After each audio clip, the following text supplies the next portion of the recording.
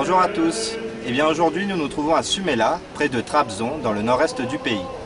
Le monastère que nous allons vous présenter aujourd'hui a été fondé en 385 sous le règne de Théodose Ier et est vite devenu un lieu de pèlerinage. Ce sont deux moines athéniens, Barnabé et Sophrone, qui pendant une de leurs retraites en Grèce auraient eu une apparition de la Vierge qui leur aurait demandé de bâtir un monastère dans une vallée isolée près de la mer Noire. C'est pour ça que le nom de ce monastère signifiait la Vierge de la mer Noire. Par la suite, de nombreux pèlerins et ermites ont rejoint les deux moines fondateurs qui, selon la légende, seraient morts le même jour, en 412, avant d'être inhumés dans le monastère et d'être vénérés comme des saints.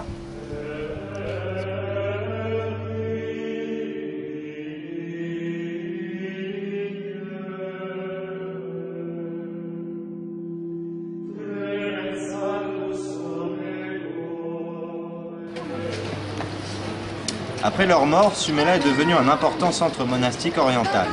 Au VIe siècle, l'empereur Justinien offrit même de précieux manuscrits et un vase d'argent pour récupérer les reliques de Saint Barnabé.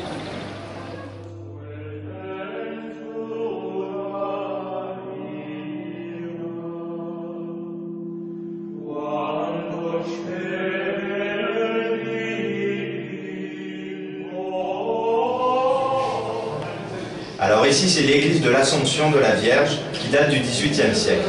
On peut y observer des peintures murales ainsi qu'une petite chapelle dans laquelle nous nous trouvons en ce moment. Et derrière moi, il y a une grotte dans laquelle se trouve une monumentale composition du jugement dernier, ainsi que des peintures murales représentant des scènes de la vie du Christ, de la Vierge, de la Passion et de la Genèse.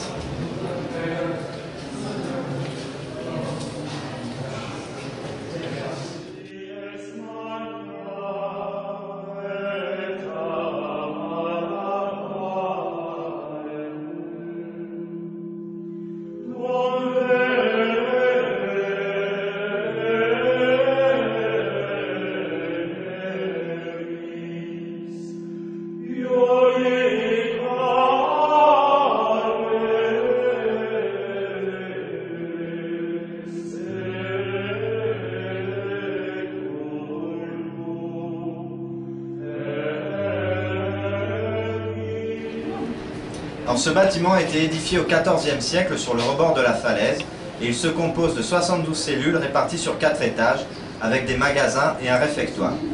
Le 5e étage, quant à lui, se situe au même niveau que l'église et il se dote en plus d'un mirador et d'une galerie.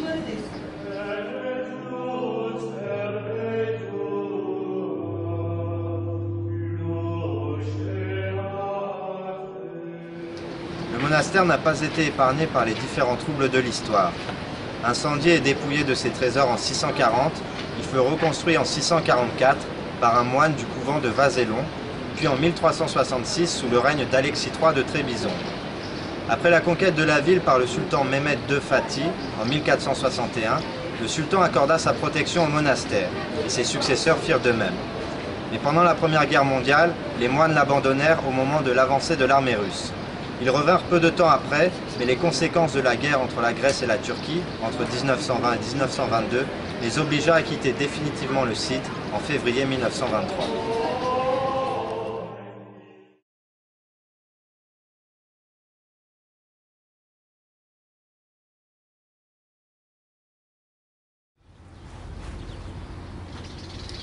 Et bien voilà, il est maintenant temps de terminer ce projet. J'espère qu'il vous aura plu autant qu'à nous.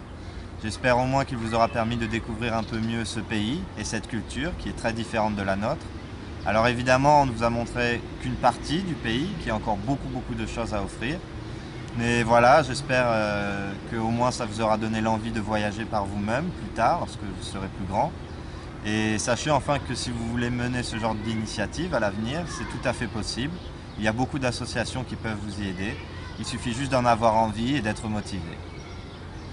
On a vraiment énormément profité, nous aussi, donc on a reçu un accueil qui était vraiment génial de la part de tous les gens qu'on a rencontrés en Turquie, donc des personnes qui nous ont hébergés, des personnes qui nous ont aidés ou même qui ont financé notre projet. Donc voilà, c'était vraiment super ça. Et on tenait aussi à remercier votre classe de nous avoir suivis et votre professeur, M. Albano, de nous avoir accordé sa confiance. Donc voilà, on remercie enfin toutes les personnes qui ont participé de près ou de loin à notre projet en Turquie. Et voilà. Merci beaucoup à tous et bonnes vacances. Bonnes vacances, profitez bien.